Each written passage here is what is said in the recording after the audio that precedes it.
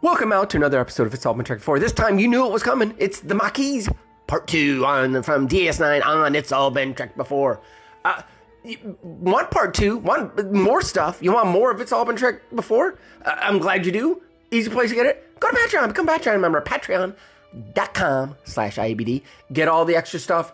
Don't cost much. Get it, and you can get it all. You will get it all. You'll be VIP. VIP. And just like the Maquis Part 2 on It's All Been Tracked Before. About to another episode of It's All Been Tracked Before. Your regular hosts are here. This is Steven. And the simulation of Keith. Jimmy-Jerome. Keith throwing inside jokes in the last week's episode. We're here to talk about the Maquis Part 2. First impressions. We'll go first since neither of you spoke up. I liked this episode a lot. It was so much better than last week's Next Gen episode. And at this point, with an end so near, it's kind of frustrating to me how much better season 2 of DS9 is than the final season of Next Gen, even though I love DS9 more. I had a similar response watching this afterwards.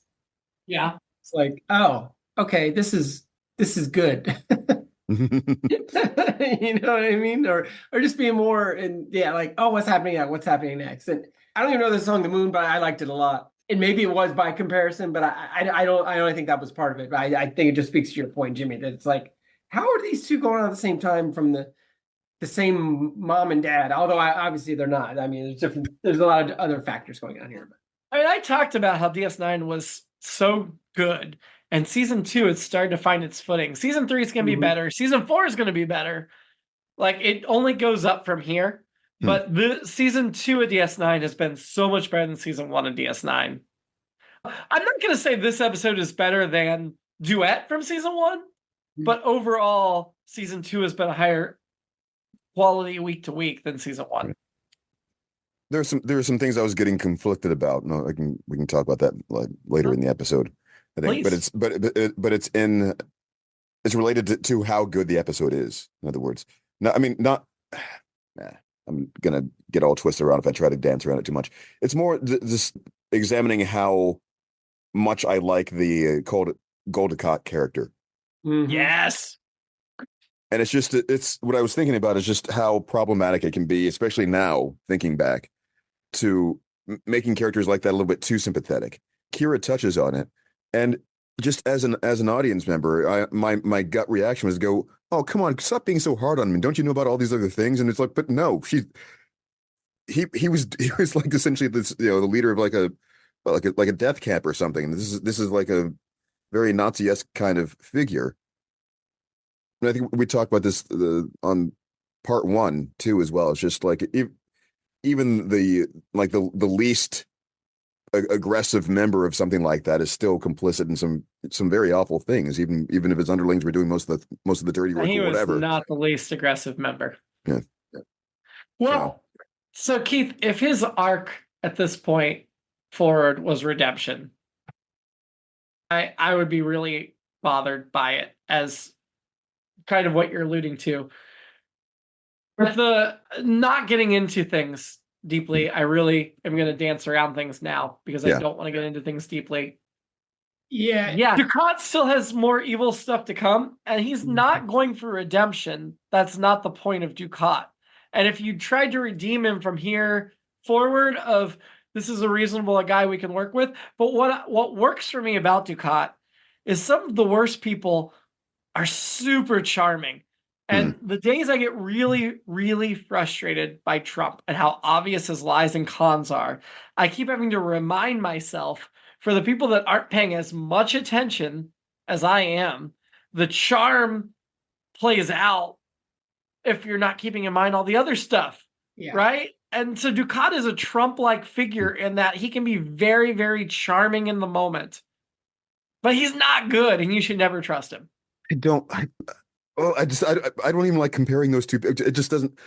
The charm doesn't work for me. I mean, in that sense. I mean, what I mean is Dukat is charming because he seems intelligent. And he is intelligent. Right. He is intelligent. Yeah, that's my point. It comes from a different place than someone who is just kind of being clowny, I guess. It's That's not a true. perfect Trump is not analogy, intelligent. I'll give you that.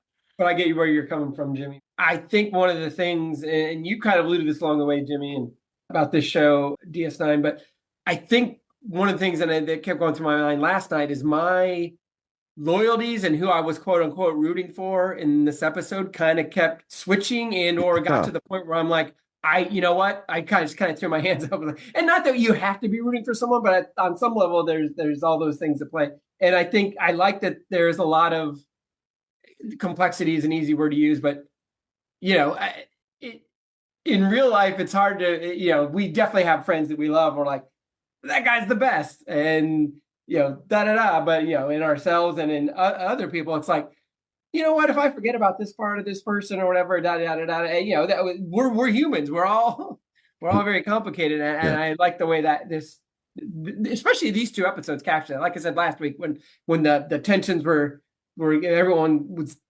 yelling at each other, but not yelling at each other. They were expressing their emotion. And you just alluded to Kira being like, no, this guy's not okay. It's like, well, but you come from this place and I'm coming from this place, and so. Well, I agree with you, Stephen. I felt my loyalties divided, and I think a lot of DS9, I go back and forth on whether I like Dukat or not. I mean, I love the performance for sure, hands down. Yeah. Mark Alamo's brilliant. Whether I like the character, I go back and forth. Yeah.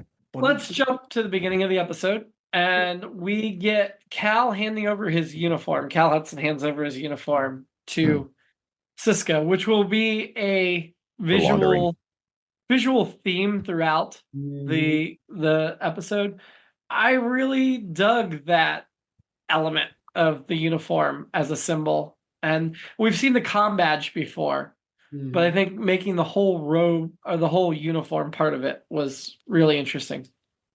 Sisko wants to help him so bad. Sisko multiple times bends over backwards to help Cal Hudson and save him. And DS9 gets into a lot of shades of gray, which I think we kind of touched on here in our first impressions.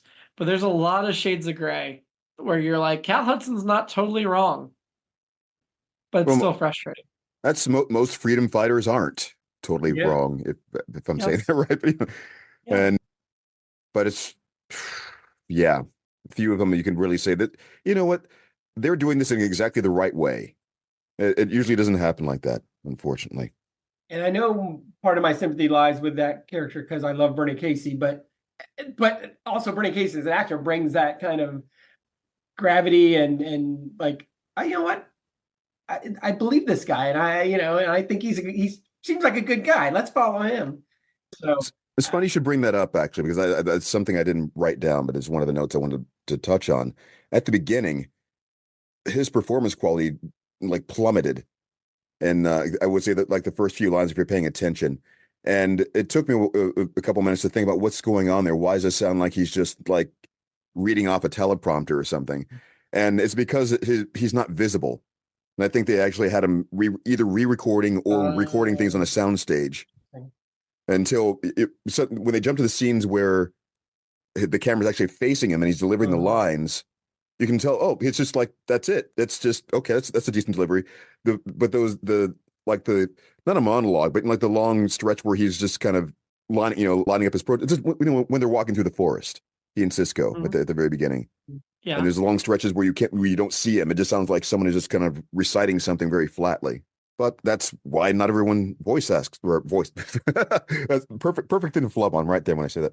That's why why when you're handing stage actors, go be a voice actor, go do this cartoon, and I like that they say that Majel just says last time on DS9. I don't know. It seems more relaxed rather than previously on. And she did say to be concluded. Did you notice? She did. That was in there too, which I don't know how I felt about that, but. Well, you knew there'd be no part 3. But, It's true. But I will say, this is from here forward, any DS9 plots, even if it's a 2-parter that this is part 2, may not be fully resolved in this episode. Well, and that is the end of this because this episode does not resolve. Yeah. And going forward, Not really. Going forward, don't expect resolution at the end of the hour. It's They not going did to roll happen. the credits. That did happen. Yep. They rolled the credits, but seriously, like, we're at a point now where DS9. I mentioned to you two before that the Maquis plotline is one that threads throughout the next few seasons of DS9. We're gonna see it touch on Next Gen in these final episodes, and it threads into Voyager. So yeah. Jumping ahead, when they do show up, or right before they leave, Hudson shoots Cisco. Oh, I thought he shot all three of them. This says the other Maquis shot Kira and Bashir. Okay. That made some more sense, I guess. I thought he shot all three of them. Who did? I thought watching that Hudson shot Cisco and Kira and Bashir. Not right. Yeah, I see. Transcript saying the other Maquis shot Kira and Bashir. Yeah, some of those were happening at the same time. Like right. You can see the beams sort of happening. Okay. Well, I still think he's a good shot. Not as good a shot as I thought. So Cisco wants to help Cal Hudson, but he wants to do it legally, and Cal wants different help. And this is it's a very interesting friendship dynamic, right? Where you want to help somebody, but they don't want the help you want to offer. And yeah, it's moving and it's relatable, in my opinion. Do you think this just popped in my head now? Do you think Picard would have had that same meeting? Was it an admiral who came by, a commodore? What was it? Admiral Netchiev, who we've seen multiple times before on Next Gen. I was so excited to see her again, specifically. If you guys are going to read Star Trek New Frontier here in a couple of months for a special episode of the podcast, she is a character in Star Trek New Frontier. So remember her. Right. So the how could I? Do you remember her? She was just the Next Gen. Picard made her the charcuterie tray and all that. Yes. Yeah. Okay. I just want to hold on to the thought before I lose it. The conversation they were having where Cisco is essentially just lying by omission at the very least. I'm just trying to imagine Picard having a conversation like that, or if it would have come across in quite the same way. This is the idea of, she's essentially asking him point blank, have you talked to blah, blah, blah? You should probably try to talk to them. They're probably reasonable. You can just, they're Federation. You can just do this. And just him having to hold all that back. And then, yeah, I don't know. But I guess the question, though, was, do you think the other, would you have seen the other Starfleet captains doing something like that? Would they even put them in that situation? I think Picard would have handled it very differently. I mean, so would Kirk, to be fair. But Picard is more likely to be in a similar situation. I think either one, they would have handled it very differently. For Kirk, you can go back to the second pilot, Where No Man Has Gone Before, where he's treating his buddy Gary with kid gloves for a while, even though he's about to become a god and just the worst thing, obviously.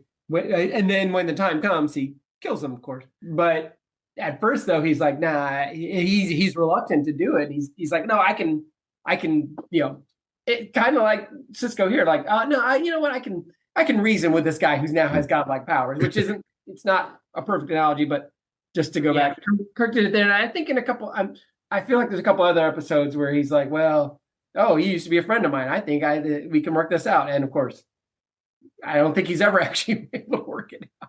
But I mean, specifically like lying to command and that blatantly of just, you can see that just that kind Cisco's not willing to give up Cal yet because he thinks he can still save him. Yeah, I don't see Kirk or Picard making that same decision. Maybe Kirk, but definitely not Picard. Yeah. Well, yeah, and I guess, it's hard to say because Spock does it for Pike. He does. But would Kirk do it? Yeah. Spock is... I'm going to start a fight here. Spock is more loyal than Kirk. But Vulcans don't lie. They can't lie. I love that even comes up in this episode too, eventually. Me too. But yeah, Spock's more loyal than Kirk. Just saying. Cisco, because he believes so much in Cal, drops the uniform, and then they shoot all Cal's people and leave. But leaving the uniform, like I said, the uniform keeps coming back as a symbol. I just dug it every time it did. Netchiev doubts Odo. I really liked Cisco shutting her down and being like, yeah, I don't doubt Odo. I believe in Odo. Deal with it. Cisco also doesn't tell her about Cal, which Keith mentioned. So at that point, it's understandable that she's like, yeah, just talk to them. to the Right. Maquis. You'll be able to work it out. If you were Picard, he would have been able to work this out. Since you mentioned Odo, I'm realizing what I was thinking about there again. Just one of the things I always like about when they're showing Cisco in these roles, and especially in this series, again they show that he's in a very different place. Like the situation where he has to play in those gray areas, and just they're showing how he's pretty much gone completely native in a sense. This is he's the absolute trust in Odo, just all these other Starfleet things are formalities that I have to kind of show up for in a way, but I'm going to do things the way that they need to be done, that sort of thing. Mm-hmm. You wouldn't say he's going rogue, though, right? Oh, I missed it.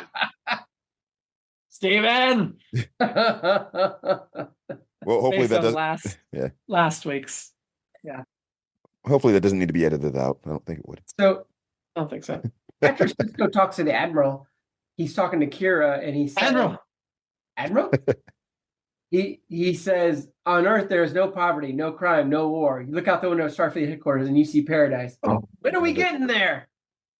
When are we getting there? We will. I wrote down those same things, the no poverty, no crime, no war stuff. And I really liked the idea of it's easy to see things in paradise as being perfect. But yes, Stephen, I promise DS9 is going to take us to Earth and show us modern Earth at this. Because I think Next Gen gave us the one. Next Gen gave us the one glimpse of the Starfleet Academy in Boothby, like a glimpse or two. Right. But we have not spent any time on Earth in the 24th century. And I assume that Stephen is saying, when are we going to get to Earth in the 24th? No, I think he means in real life. I guess, and I will say this. I think if you think of like every time we've seen Starfleet headquarters in San Francisco, and I've always loved every movie, every episode, every match shot of San Francisco and Starfleet. I love it. I friggin' love it. It takes me back and all that stuff. But I guess in theory, if we really want to do a stretch, a little bit of a stretch, San Francisco's gorgeous now with all the places, the tech places and all that stuff. It's amazing. But just down the street is amazing poverty and all that kind of stuff. So it's still there. And so maybe Cisco says on Earth there's no poverty, no crime, no war. But if you just stick with you look out the window of Starfleet headquarters, you see paradise. I think that might apply now if you live in the good part of San Francisco. Actually, well, I told you DS9. There's a lot of the Bay Area that's paradise, actually. I mentioned right before we started recording, DS9 is going to visit San Francisco 2024 next season. So stay tuned. So to clarify, you did mean in real life, right? I did. Yeah, I did. Yeah, I want to get to that paradise. Okay, I was thinking. Funny enough, there's a DS9 episode 2-parter coming up, and one of the parts is called Paradise Lost. It's not part 1 and part 2. It's 2 different parts. But one of the parts, and it's set on Earth, is called Paradise Lost. So that's what made me think that Stephen was referring to Earth in the 24th century. And I was like, yeah, let's get to Paradise Lost and see how paradisical, that's not a word, how much like paradise it is. So at this point, Quark has been arrested. He's in a cell. He mentions he's been led astray by feminine wiles. But he admits to weapons and offers to flip. That all seems totally in line with Quark, but the Cisco button on that scene of Odo says, how long should I keep him locked up? And Cisco says, forever. Was Quark screwed up. And there should be at least some temporary consequences for him. And Quark says this isn't funny, and I laugh so hard. Yeah. Also, Odo, very harsh to our friend Quark when he's like, Odo's always harsh to Quark. Yeah, he is. Do you expect us to believe that a Vulcan would be interested in you for your lobes? That's way harsh. That's so harsh. It is. But it totally, I liked that. Just every single scene I can think of, I just loved the way everyone was playing together. That was another one.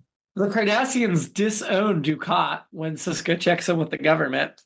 They have no desire to go after him, which, I feel like that really tells us where Dukat is. And yet, some of the other stuff later in the episode, like we know that the Cardassian government lies. We know that confirms that they're trading in weapons, right? Because Dukat's going to expose the government. So that's why he's disowned. So this is, I think, what you're talking about of you want to hate Dukat, but he just did something against the corrupt government. So you don't hate him for that.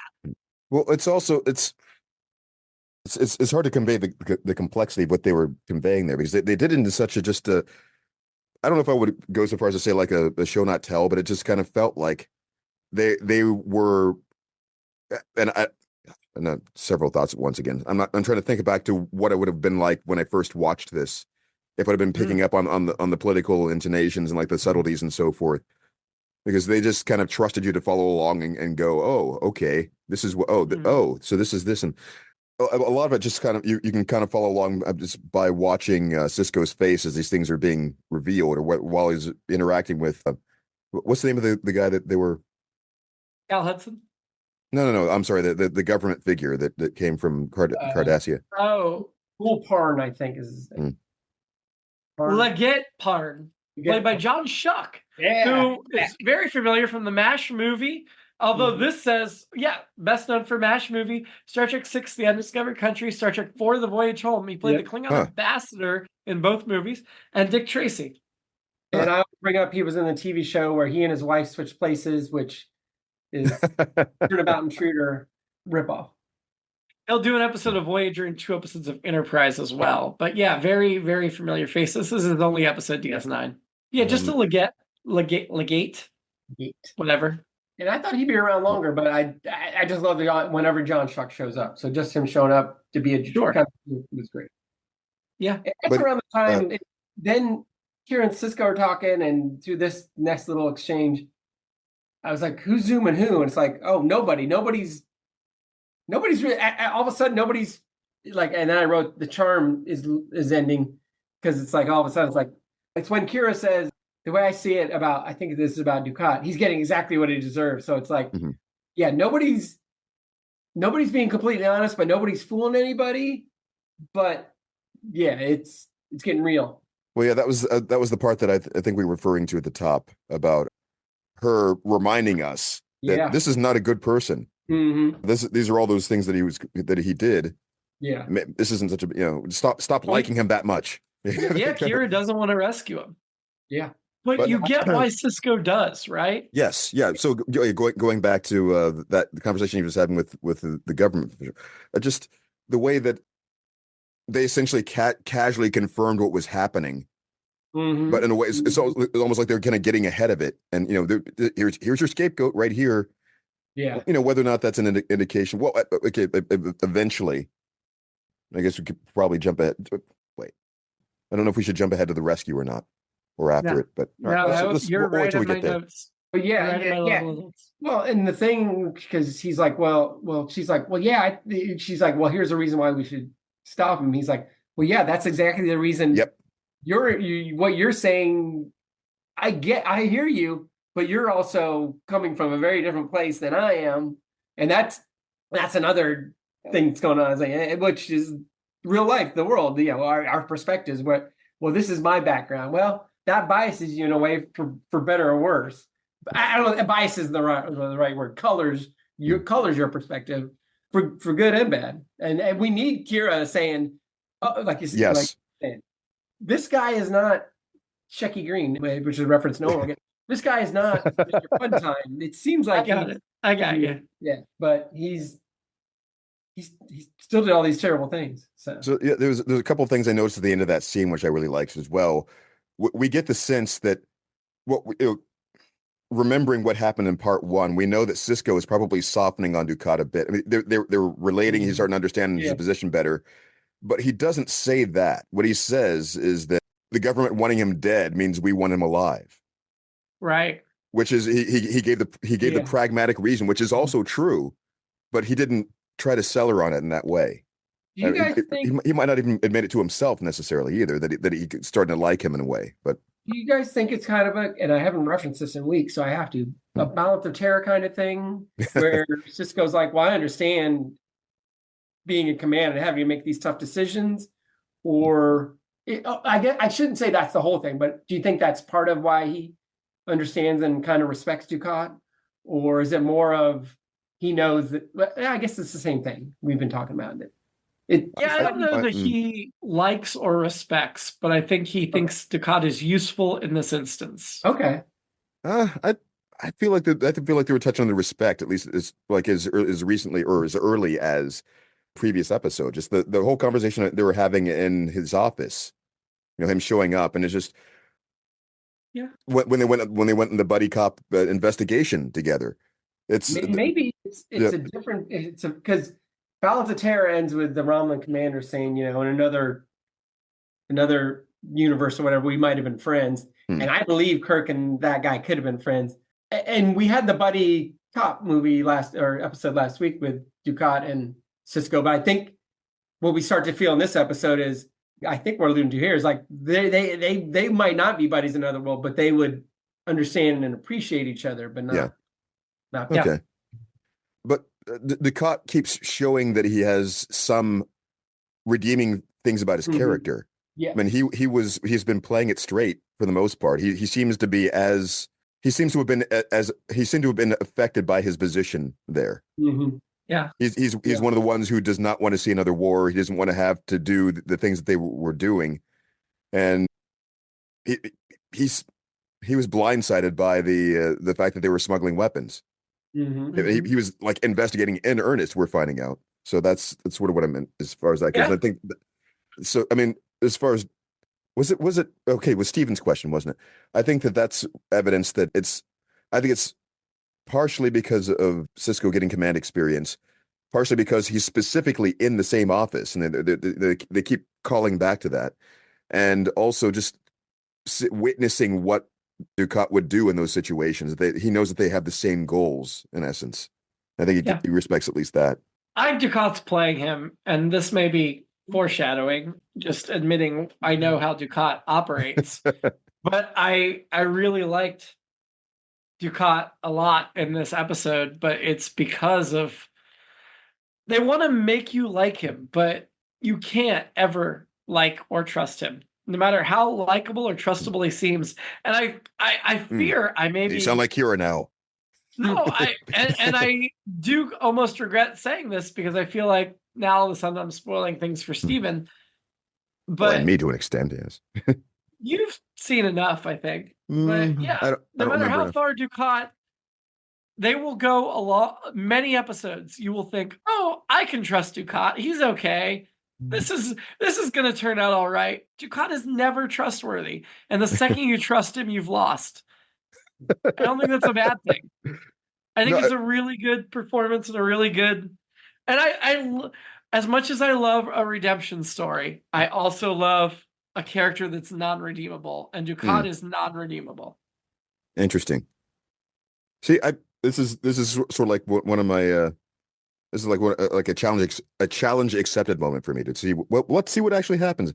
No, I mean seriously, it's like, as I was alluding a little earlier, the way that I see things now is just light years apart from when I would see things when I was watching things like 20 years ago, 20, 30 years ago. Just like there was so many different layers that I wasn't capable of seeing.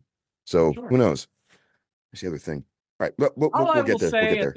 All I would say at this point, in terms of Dukat, before we move on, is that Dukat is not going anywhere. He will be a very big part of the show for the rest of the series, right up through the series finale. So get comfortable with Dukat, because he's staying around for the long haul. Yay.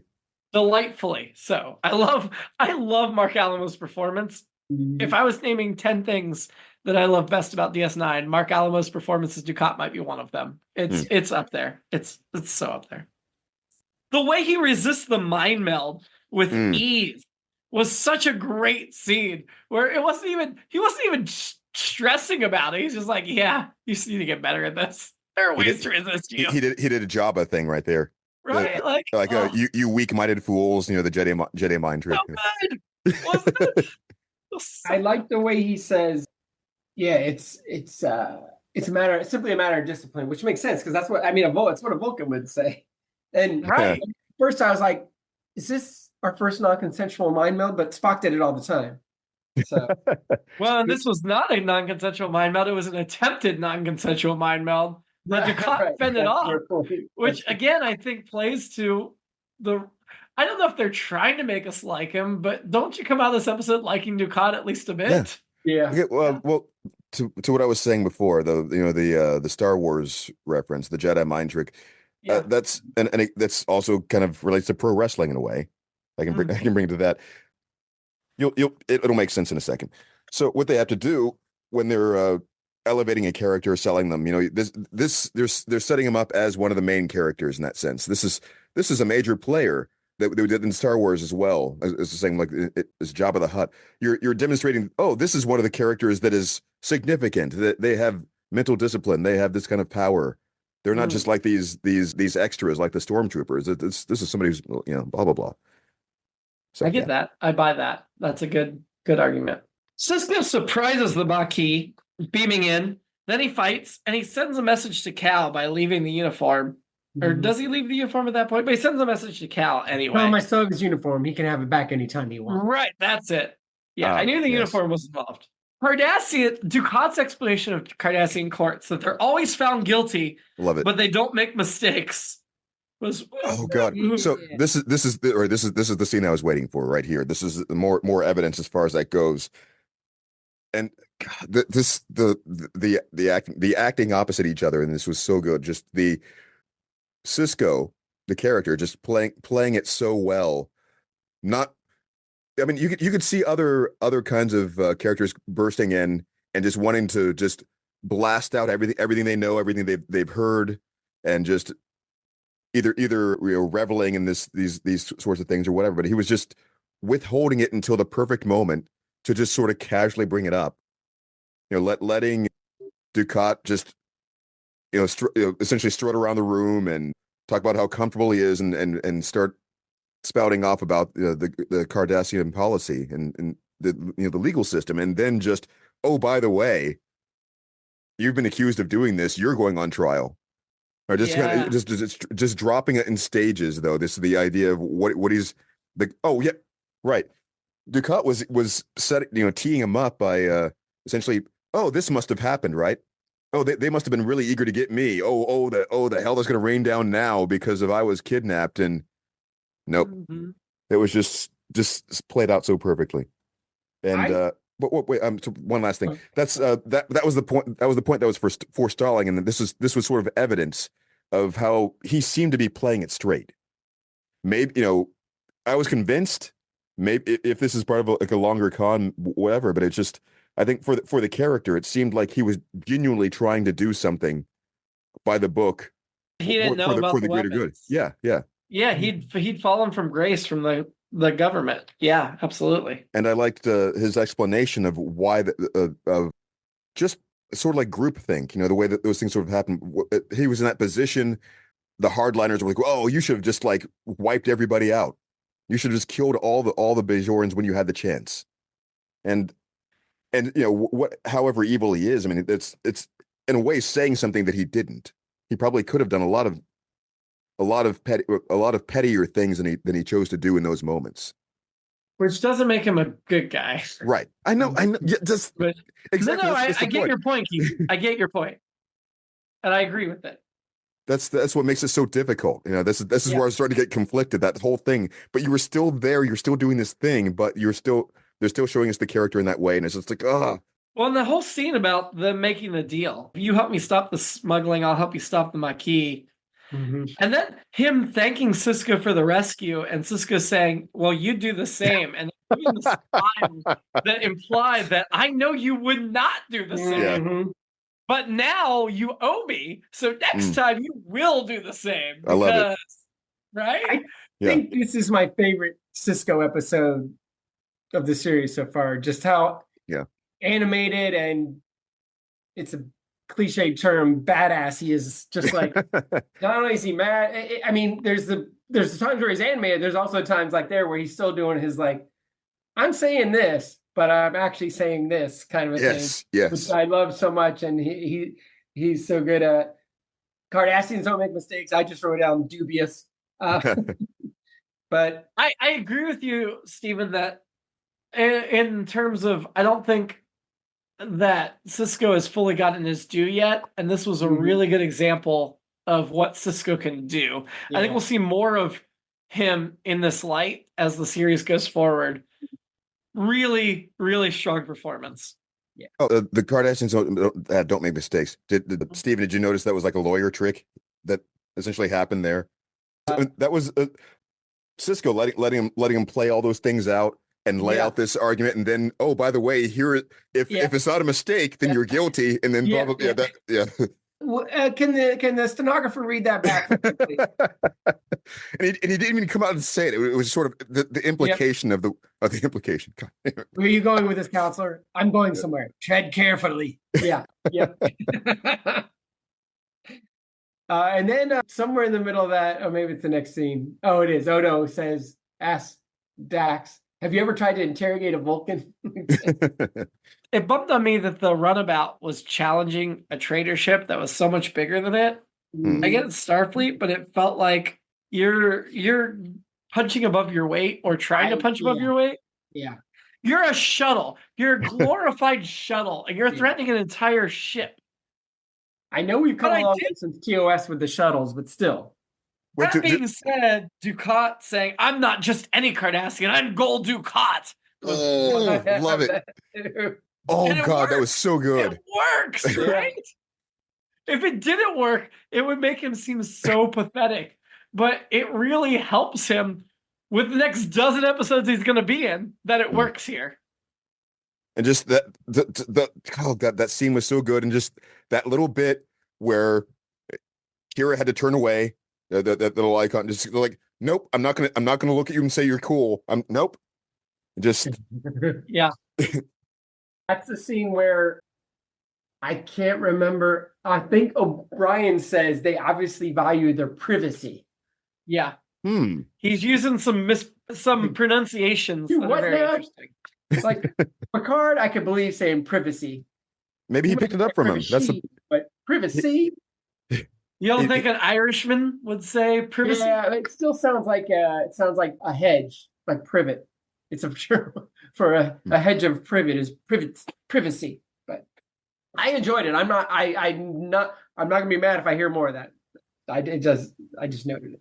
Oh, meaning he can act when he's not opposite Rosalind Chow. He's great. I like Rosalind Chow. It's not her fault that Keiko O'Brien sucks, but Keiko O'Brien sucks. And when you don't have her, Miles O'Brien gets to shine. I will say this. All the memes of Keiko O'Brien on the many Star Trek postings on Facebook, there was a whole run for a couple weeks of nothing but memes of her. It actually made me like, well, I love like Rosalind Chow. So seeing her, it is never going to bother me. But yeah. Anyway, that kind of raised her in my Keiko O'Brien. How could it not? Well, I think about that thing. Wow. Wrong words. Here we go. I was thinking about something similar for the last episode we were watching of TNG, when we just had Geordi and Worf.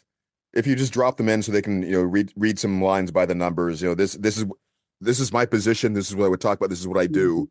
It's a completely different kind of character than a completely different kind of character than if you had to drop them in and, hey, let's do some domestic wackiness now. Make your character likable and do this, and it's just, oh, come on, and so I think they were it's like they were trying to give them both screen time in the wrong way was the problem. But to your point about Rosalind Chow and Cole Meany. Yeah. So we get a scene where Quark lectures a Vulcan on logic. I think that was a really important scene here because Quark is so awful and villainous in this episode that you have to have some things that make you like him. And him lecturing a Vulcan on logic is totally charming and interesting.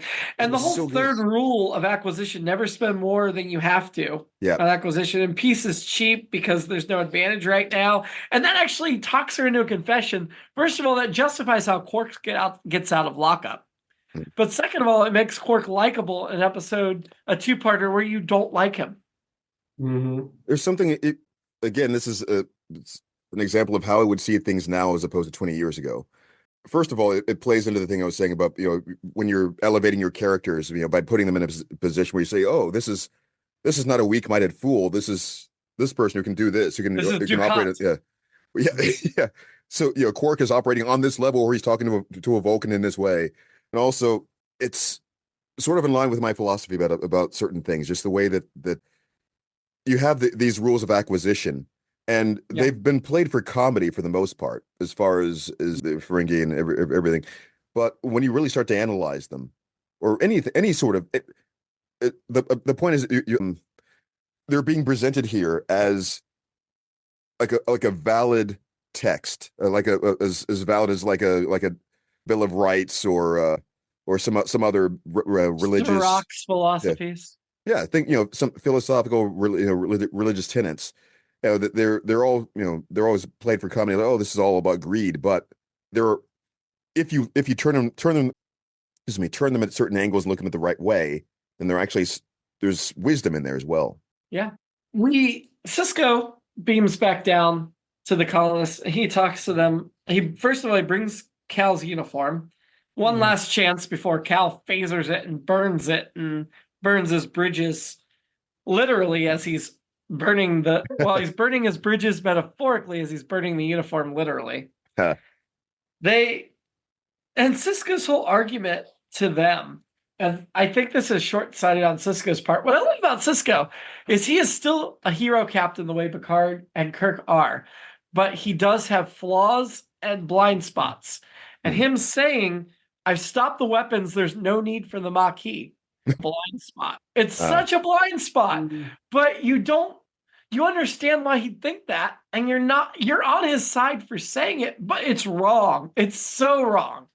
Or maybe whether he thinks it or not, maybe this is what he's trying to present as an argument to just try to convince. I think he thinks it. I'm buying that as his sincere argument. I just think so. Picard has arrogance that rarely catches up to him. I think whenever Sisko shows arrogance, it immediately catches up to him. Whether it's a double standard or not, whatever, I don't know. But it's a little bit arrogant to say we've solved your problems. Yeah, they should go away now. The environments are different. Because, again, those starships. Picard is shielded by so much that it's going to take a while for things to get to him like that. Because it's so much more a complex situation, and he's on the ground level of all this. Yeah, always volatile. It's going to go. Yeah. Nope, that didn't work. There's a reason Sisko is my favorite captain, even though he's a commander at this point, not a captain. But this scene, despite his wrongness, helps exemplify for me why he's my favorite. Yeah, I changed my mind immediately. By the way, I didn't get a chance to say it. Yeah, you're right about that. As far as this is probably.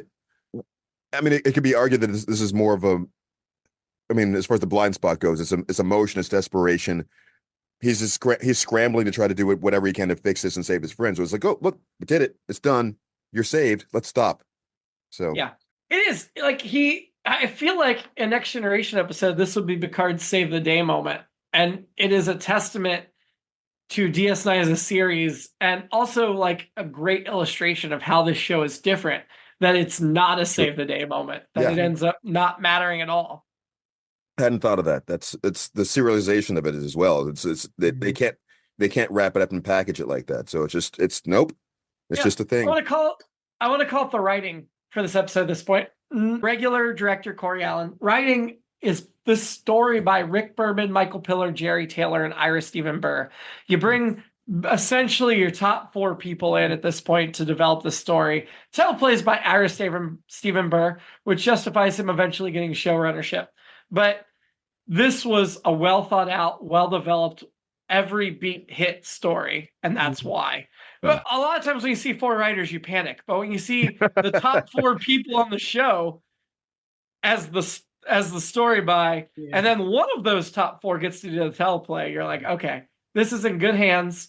They all made sure it was consistent.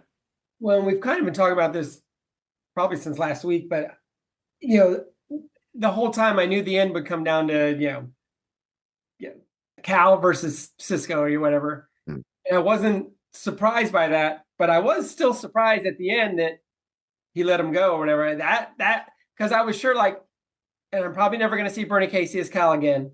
You don't have to tell me. But regardless, I was still certain that yep, he's going to get killed or whatever. He's going to kill his friend at the end or whatever, and that he didn't. And then we come back with that great last line. did I just delay the inevitable? And Ooh. which, is not only, it's not only like, well, what's going to happen from here, blah, blah, blah. But it's also Cisco already being like, man, I was trying to do the right thing for the last, through all of this. But did I? Even though Kira's like, yeah, man, you're preventative war. He's like, did I do the right thing? Should I have killed my friend? And, which gets back to, we already kind of talked a lot about it. It's complicated. Like, yeah, the Maquis, like, I think Keith, you said it especially, was like, I think they are doing the right thing, but are they? Are they doing the right way? And then, the whole. Yeah, like, and I do want to mention before we move, just that you reminded me of something I wouldn't have thought of. Just that last scene, the way it hit, and also just the shot of him silhouetted there. He's in that office chair again. Yeah. He's in that office, the one that they keep calling back with. He and Dukat occupying those positions, and just And it's shot also. He looks really small. Like it's not close up on him. It's from far away. Like, ooh, this is. The desk and the office is big, you small, kind of thing. It's like, yep. Nice. Yep. I will say we will hear at least, if not see, Cal Hudson again. All right. I'll take that. I know you were worried about spoilers, and I'm trying to be very cagey. I appreciate that. But Cal Hudson is definitely a name that will pass the lips of the characters again. Cisco says, it's shoot to kill, but words, if possible, shoot to disable. And that whole how noble attitude towards that is like, yeah. I mean, Starfleet is noble, and Cisco is noble, but he gets put in situations where not as much here, but we're getting there where you can't always be noble and expect to come out of it nobly. Okay. Right? Like, we're rapidly getting to that point where noble isn't going to save your life. That I wanted to give a very rare, somewhat minor spoiler, just as a teaser for Stephen. A minor spoiler from Keith is like a major spoiler from anybody else. It's a sled. I know that. As we've already mentioned, Voyager dealing with the Maquis and everything. I would say one of the episodes I saw the most frequently that still just like etched in my head is one of the first season episodes. And I'm going to say the phrase that keeps coming up to me is the Maquis way. And so that's it. If you remember it, maybe you will, maybe you won't. But I think when it hits, you'll go, oh yeah, so that's it. The runabout manages to disable the Maquis vessel and it flees, and they let them go, which good old Starfleet, even though, that may not be what they want to do in the long term. Cisco lets Cal get away, and Dukat is super disappointed they didn't kill him. I think this is the scene where if you're liking Dukat, you got to stop for a second and question your own judgment. Yeah, wow, that happened again. Thinking back to the rescue scene, him, what are you doing? Why are you not shooting them? Shoot! Shoot them! Shoot! Why are you shoot them? It's kind of. I mean, it's kind of funny. I mean, I don't know if I'm trying to put myself in the position of Dukat, which.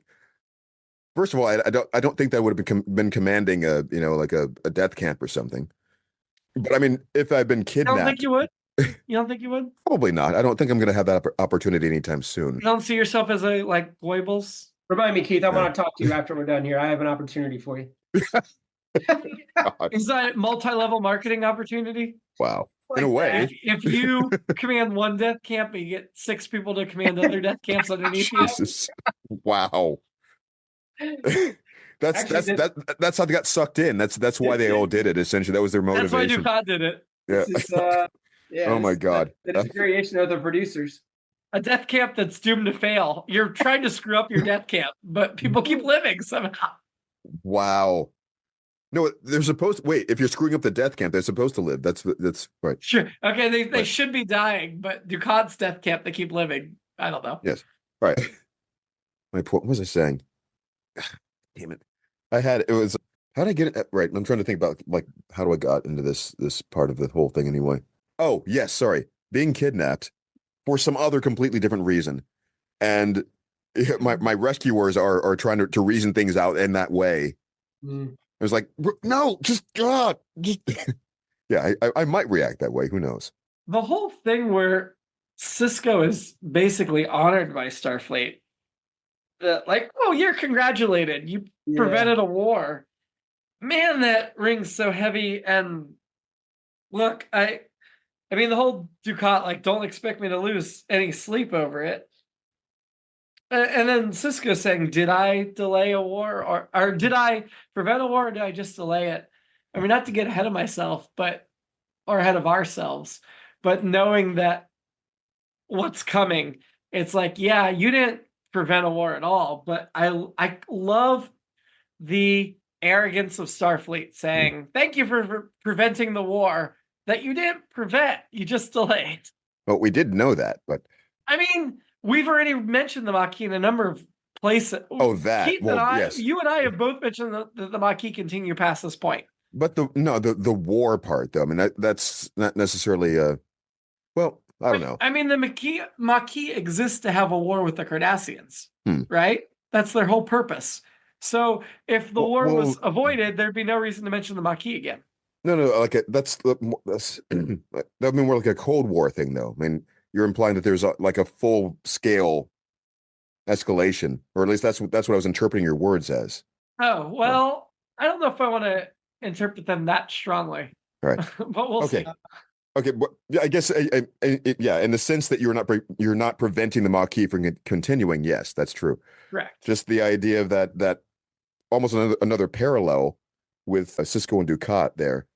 Yeah. So you have the government making these sorts of, or rather their respective governments making these grand gestures to do something. They're making these statements at using them as those figures. So you had the Cardassians essentially saying, "Oh yes, here is," well, condemning Dukat while Starfleet is congratulating Cisco, preemptively, both to sort of preemptively put a pin. Oh, well, problem solved.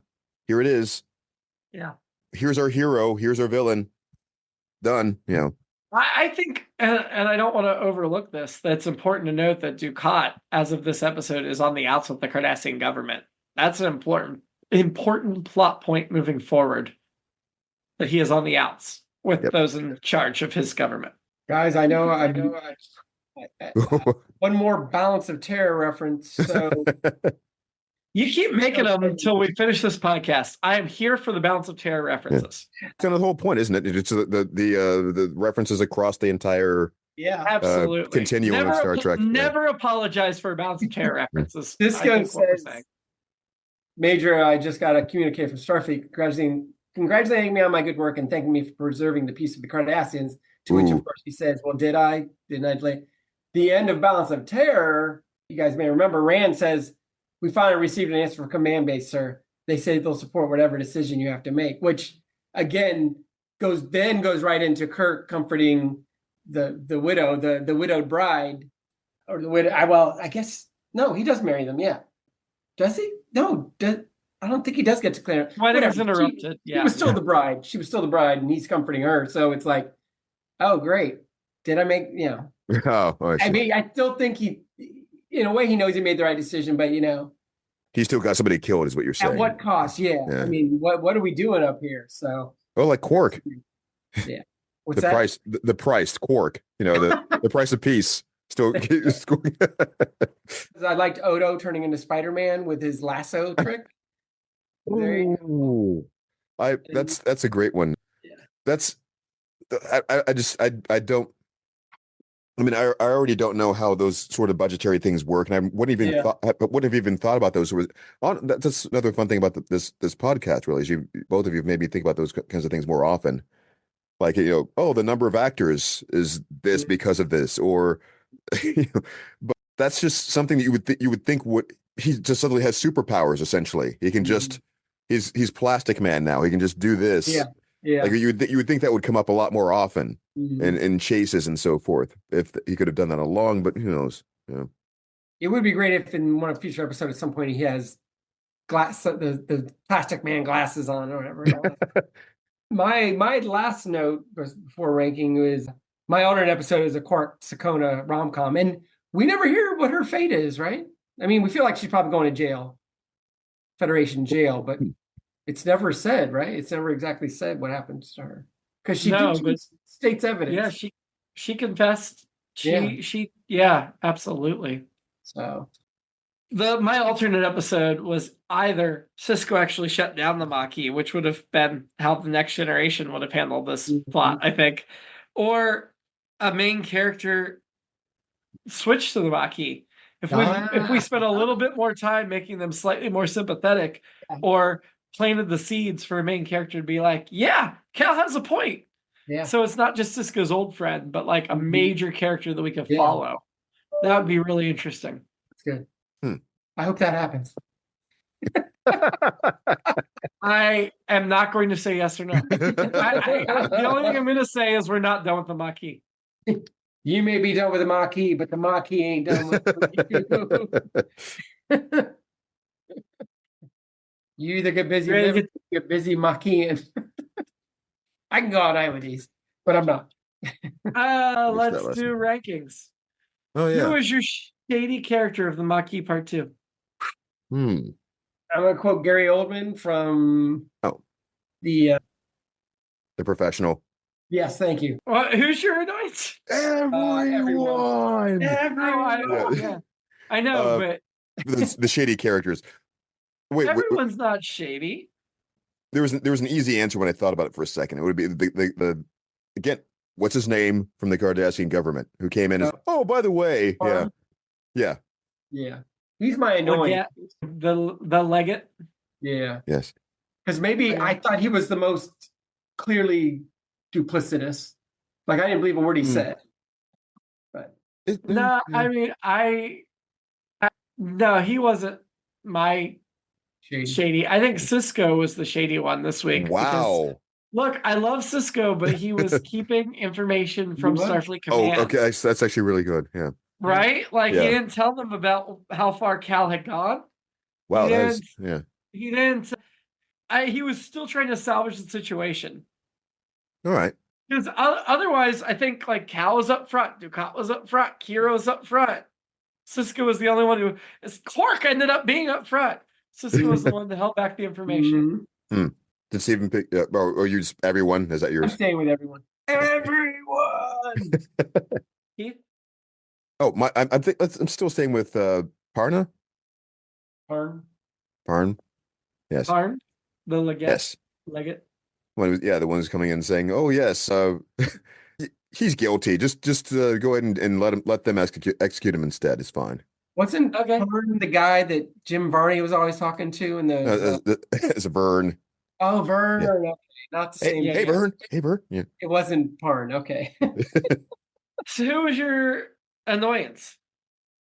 Parn. Good. Yeah. Yeah. Yeah. I love John Shock, but I did not. Yeah.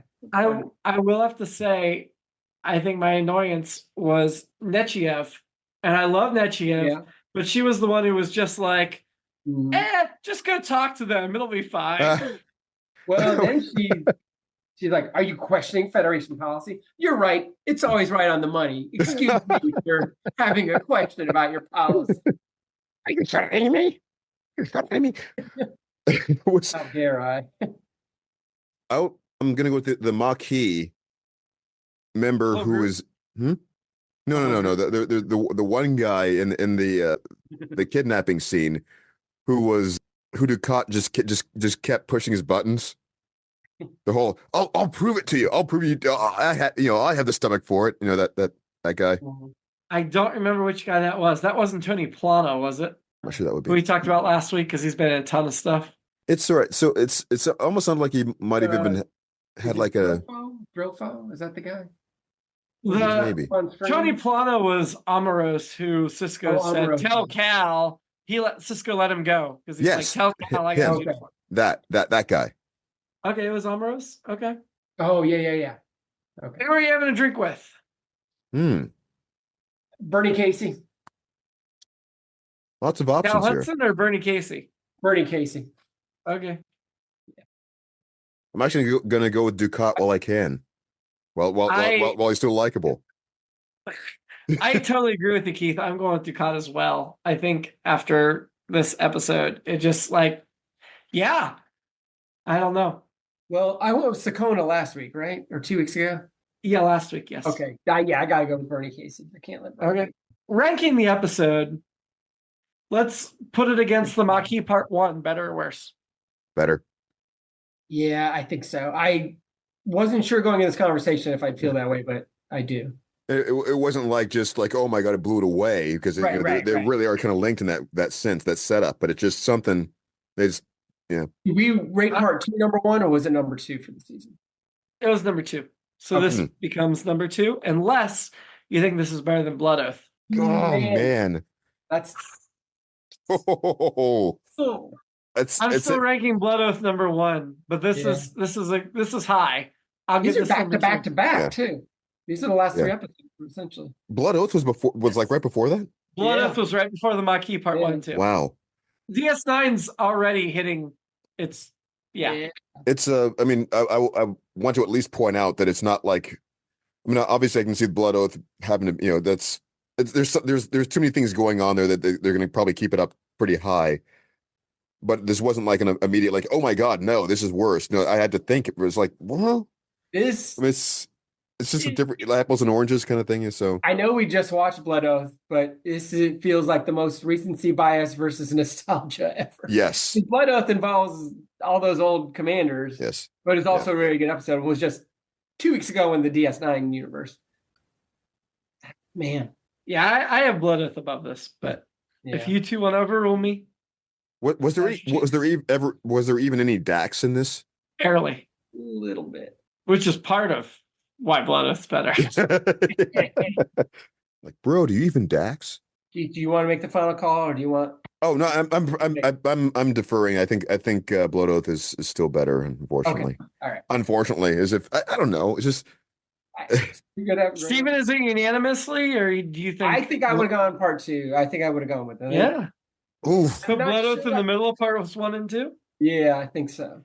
Even with John Calicos? Oh man. Okay. See, this is what I'm talking about. This is tough, actually. As I said, it's not. It wasn't an immediate thing because there's just this. It almost changed my mind right now, actually, because it's just like this episode, like front to back, just every scene was just so solid with every. This episode is fantastic, and it sets up a lot of stuff. But I still think the thrill of getting 3 of the original series actors back. Well, and looking at the original air dates, there was and finally getting a good Dax episode. Blood Oath was March 28th, 1994, and then they took essentially 4 weeks off before the Maquis were aired. So that's pretty cool too. Yeah. Still back. Well, you had to let everybody calm down from Blood Oath because it was. Oh my God! Actually, the I think the Dax argument is what does it, because they fumbled the Dax in this one. That was part 1. They start off where they could have done something there. I think your alternate episodes were involving a little bit more with Cisco, Dax, and Cal before we was dropped right into that. That was like episode 1 we talked about Dax. Okay, so we're putting this as number 2 and Blood Oath as number 1. Yes. Yeah. Yep. Against Steven's objections. And again, I'm let the record state. You agree they're close. Yeah. Yes. Oh yes. Yeah. I could have flipped it. You agree all 3 of these episodes are pretty great. Yeah. This is a good run. I was trying to make another stenographer joke there. Let the record state that Steven's objections are. Next week, Next Generation Emergence. Strange images begin appearing throughout the ship's decks and holodecks. Data and the rest of the crew begin to investigate, only to discover the ship's computer is exhibiting the strange behavior as it begins to become self-aware. That's the episode Keith's excited about. Come back and find out. Is it? Until, maybe you it's the said finale. it wasn't the Row episode, so it has to be this one. It could be the finale. I really don't remember what the finale is. Okay, yet. maybe it's the finale. Anyway, live long. You sentimental fool. And prosper. Weak-minded. It's All Been Done presents Who's Got the Time?